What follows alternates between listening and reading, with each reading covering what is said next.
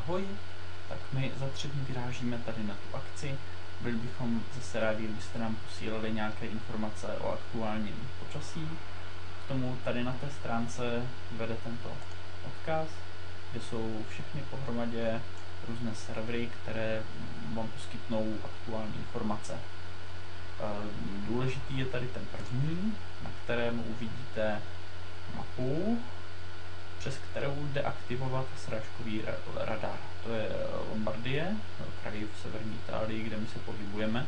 Konkrétně půjdeme během toho jednoho týdne zhruba od tohoto bodu přes tento hřeben tady po tu chatu Rifugio Curo. Čili tuto oblast během toho týdne projdeme. Srážkový radar se tady aktivuje kliknutím na tu poslední položku a vidíte v animaci, jak postupují mraky s deštěm. Ve chvíli, kdy vidíte, že to na nás půjde, tady na tuto oblast, ještě jednou zde, tak nám prosím napište SMS-ku.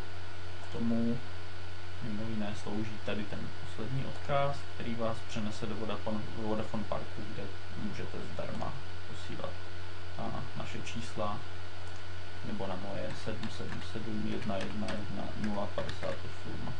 Tady to vyplníte, dáte kapšu a zdarma posíláte.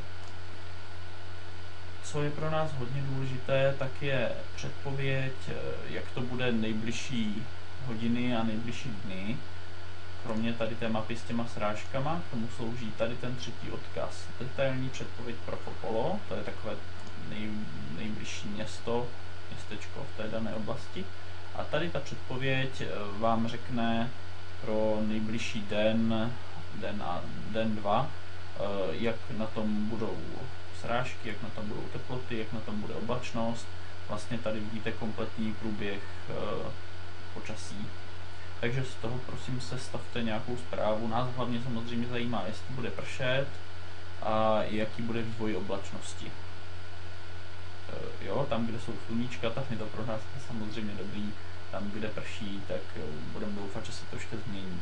Tady ze zkušenosti můžu říct, že tyto hodně slabé sloupečky, kde to je kolem toho 1 mm, tak nakonec možná znamenají jenom silnou oblačnost, silnou vlhkost, ale často třeba v té dané oblasti vůbec neprší.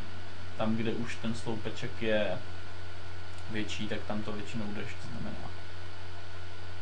Vrátíme se sem. Ještě je tady ten odkaz čtvrtý, který vede na italský server Il Meteo.